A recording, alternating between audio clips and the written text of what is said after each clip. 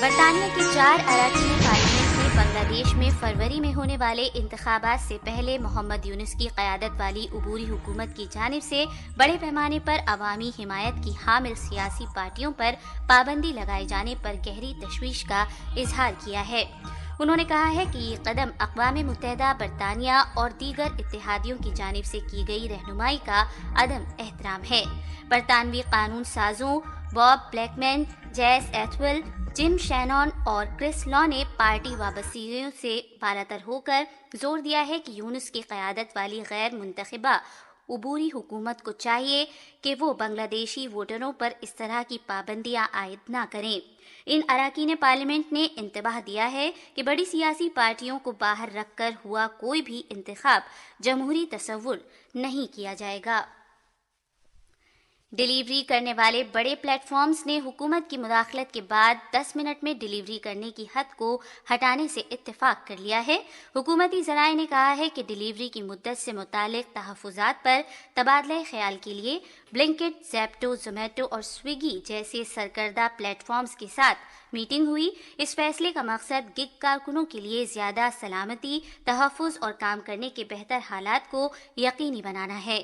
ذرائع نے مزید بتایا کہ میٹنگ کے بعد e commerce plate form Blinkit نے ہدایت پر پہلے ہی عمل آوری شروع کر دی ہے اور اپنے اشتہارات سے 10 منٹ میں ڈیلیوری کے وعدے کو ہٹا دیا ہے۔ دوسرے پلیٹ فارمز کی جانب سے بھی آنے والے دنوں میں اس ہدایت پر عمل آوری کا امکان ہے۔ آج سپریم کورٹ نے کہا ہے کہ وہ کتوں کے کاٹنے کے واقعات کے لیے ریاستوں سے بھاری معاوضہ ادا کرنے اور کتوں کو کھانے کی چیزیں دینے والوں کو جواب دہ بنانے کے لیے کہے گا۔ عدالت عالیہ نے گزشتہ 5 برس سے آوارہ جانوروں کے سلسلے میں ضابطوں کے نفاذ کی کمی پر اپنی تشویش کا اظہار کیا۔ جسٹس وکرم ناتھ، سندیپ مہتا اور این وی انجاریہ پر مشتمل بینچ نے کہا کہ کتوں کو کھانے کی چیزیں دینے والوں کو بھی کتوں کے کاٹنے کے واقعات کے لیے ذمہ دار اور جواب دہ قرار دیا جائے گا۔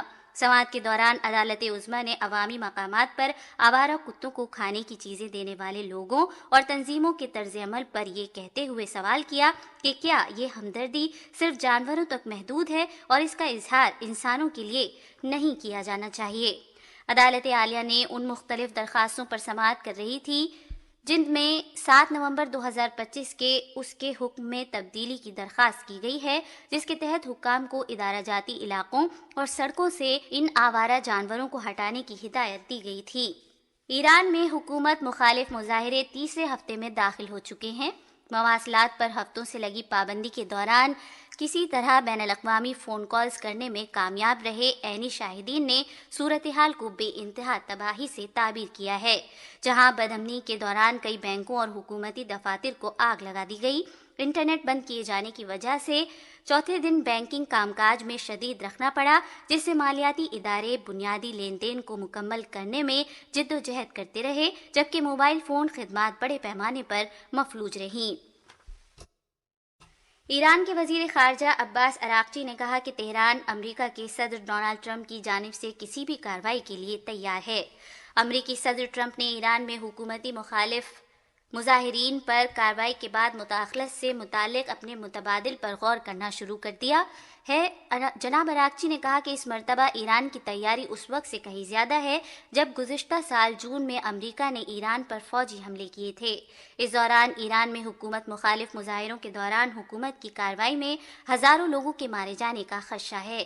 ایران کے سلامتی حکام کا حوالہ دیتے ہوئے ایک نیوز ایجنسی نے خبر دی ہے کہ مرنے والوں کی تعداد تقریباً 2000 ہو سکتی ہے۔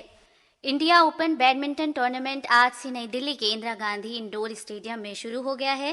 مردوں کے سنگلز مقابلوں میں لکشیہ سین ہم وطن آیوش شیٹی کو 21-12 اور 21-15 سے ہرا کر دوسرے راؤنڈ میں پہنچ گئے ہیں۔ مردوں کے ڈبلز مقابلوں میں ایم آر ارجن اور ہری ہرن امسا کرونن نے ملائیشیا کے اونگ یہ سن اور توئی ای کی جوڑی کو 21-15 اور 21-18 سے شکست دے کر دوسرے راؤنڈ میں داخلہ حاصل کر لیا ہے۔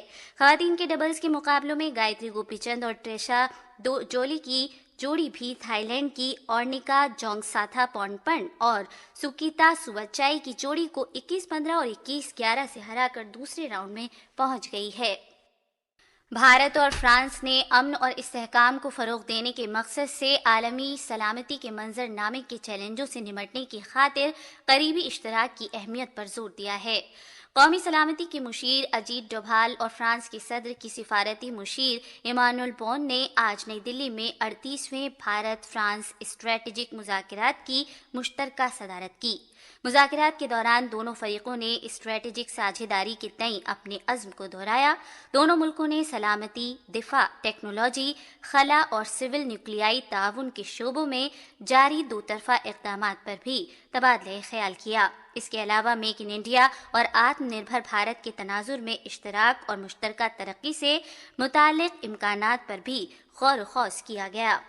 فریقین نے فرانس کے صدر ایمانوئل میکروں کے بھارت دورے سے متعلق تیاریوں کا بھی جائزہ لیا۔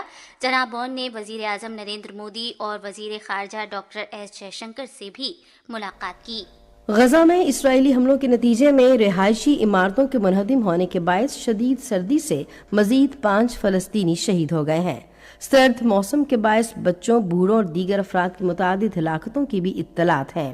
امدادی تنظیموں نے کہا ہے کہ فلسطینیوں کے پاس موسم سرما کے بار بار آنے والے طوفانوں کو برداشت کرنے کے لیے ضروری پناہ گاہوں کا فقدان ہے۔ ادھر اقوام متحدہ کے سربراہ انتونیو گوتریس نے اسرائیل کو خبردار کیا ہے کہ اگر وہ اقوام متحدہ کی فلسطینی پناہ گزین ایجنسی کو نشانہ بنانے والے قوانین کو منسوخ نہیں کرتا تو وہ تل ابیب کو عالمی عدالت انصاف میں لے جا سکتے ہیں۔ امریکہ کے صدر ڈونلڈ ٹرمپ نے کہا ہے کہ انہوں نے ایرانی حکام کے ساتھ تمام ملاقاتیں منسوخ کر دی ہیں اور ایرانی مظاہرین سے کہا ہے کہ وہ اپنے اداروں کو قبضے میں لے لیں۔ صدر ٹرمپ امریکی مطالبات منوانے کے لیے ماضی میں ایران کو فوجی حملوں کی دھمکی دے چکے ہیں۔ انہوں نے گزشتہ ہفتے یہ بھی کہا تھا کہ ایرانی حکام کی جانب سے مظاہرین کے خلاف سخت رد عمل کا نتیجہ امریکی حملوں کی صورت میں نکل سکتا ہے۔ گرین لینڈ کی وزیراعظم جینس فریڈرک نیلسن نے کہا ہے کہ ان کا ملک جو کہ ڈنمارک کا خود مختار علاقہ ہے، امریکہ میں شامل ہونے کے بجائے ڈنمارک کا حصہ رہنا چاہتا ہے۔ انہوں نے یہ بات کوپن ہیگن میں ڈنمارک کے وزیراعظم میٹے فریڈرکسن کے ساتھ ایک نیوز کانفرنس سے خطاب کرتے ہوئے کہی۔ ملک کی مائع ناز کمپیوٹر ماہر عرفہ کریم رندھاوا کی آج 14ویں برسی منائی جا رہی ہے۔ وہ 9 سال کی عمر میں دنیا کی سب سے کم عمر مائکروسافٹ سرٹیفائیڈ پروفیشنل بن گئی تھی۔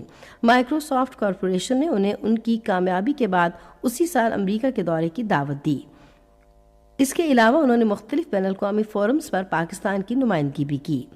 عرفہ کریم کو سائنس اور ٹیکنالوجی کے شعبے میں پرائڈ آف پرفارمنس کے علاوہ فاطمہ جناح گولڈ میڈل سے بھی نوازا گیا۔ عرفہ 2012 میں آج کے دن 16 سال کی عمر میں لاہور میں انتقال کر گئیں۔ اور اب موسم۔ محکمہ موسمیات کے مطابق آئندہ 12 گھنٹوں کے دوران ملک کے بیشتر علاقوں میں موسم سرد اور خشک جبکہ پہاڑی علاقوں میں شدید سرد رہے گا۔ پنجاب، بالائی سندھ اور خیبر پختونخوا کے میدانی علاقوں میں درمیانی سے شدید دھند پڑنے کا امکان ہے۔ آج صبح ریکارڈ کیا گیا بعض شہروں کا درجہ حرارت: اسلام آباد میں 3 degree centigrade, Peshawar 4، Lahore 6، Karachi 13، Quetta اور مظفر آباد 1، گلگت -6 اور Murree 0 degree centigrade record کیا گیا۔ سری نگر، لیہ، پلوامہ، اننت ناگ، شوپیاں اور بارامولہ میں موسم شدید سرد اور خشک رہے گا جبکہ جموں میں موسم سرد اور دھند چھانے کا امکان ہے۔ آج صبح ریکارڈ کیا گیا درجہ حرارت: سری نگر، بارامولہ اور پلوامہ میں -4 degree centigrade, Jammu 6، Leh -12 جبکہ شوپیاں اور اننت ناگ میں -3 ڈگری سینٹی گریڈ ریکارڈ کیا گیا۔ وزیر اعظم محمد شہباز شریف نے غیر ملکی سرمایہ کاروں اور تصویراتی ٹیکنالوجی کے شراکت داروں کی حمایت کے لیے حکومت کے عزم کا اعادہ کیا ہے۔ اسلام آباد میں عالمی ٹیلی کام کمپنی ایرکسن کے وفد سے ملاقات میں وزیر اعظم نے پاکستان میں طویل المدت سرمایہ کاری اور ملک کے ٹیلی کمیونیکیشن سیکٹر کی ترقی میں اس کے کردار کو سراہا۔ وفد کی قیادت ایرکسن کے یورپ مارکیٹ ایریا، مشرق وسطی اور افریقہ کے سربراہ پیٹرک جوہانسن کر رہے تھے۔ ملاقات میں اقتصادی ترقی، پیداواری صلاحیت اور عوامی خدمات کی فراہمی کے لیے اگلی نسل کے ڈیجیٹل رابطے کی اہمیت پر توجہ مرکوز کی گئی۔ وزیر اعظم نے قومی ضروریات کے مطابق محفوظ اور پائیدار بنیادی ڈھانچے کو یقینی بناتے ہوئے 5G سمیت جدید نیٹ ورکس میں ایرکسن کے عالمی تجربے سے سیکھنے میں پاکستان کی دلچسپی کو اجاگر کیا۔ بات چیت میں ڈیجیٹل مہارتوں کی ترقی، مالی شمولیت اور کیش لیس ادائیگی کے نظام کی توسیع سمیت آفات سے نمٹنے کی تیاری کے لیے ادارہ جاتی قابلیت کو مضبوط بنانے کے لیے ٹیکنالوجی کے استعمال پر بھی بات چیت ہوئی۔ ایرکسن کے وفد نے 5G اسپیکٹرم نیلامی سمیت ملک کے IT انفراسٹرکچر کو ترقی دینے اور اسے اپ گریڈ کرنے کے لیے حکومت کی کوششوں کی تعریف کی۔ صدر آصف علی زرداری بحرین کے 4 روزہ سرکاری دورے پر منامہ پہنچ گئے ہیں۔ بحرین نیشنل گارڈ کے کمانڈر شیخ محمد بن عیسیٰ آل خلیفہ اور وزیر خارجہ شیخ ڈاکٹر عبداللطیف بن راشد الزیانی نے ان کا استقبال کیا۔ اس موقع پر پاکستان میں بحرین کے سفیر محمد ابراہیم عبدالقادر اور بحرین میں پاکستان کے سفیر ثاقب رؤف بھی موجود تھے۔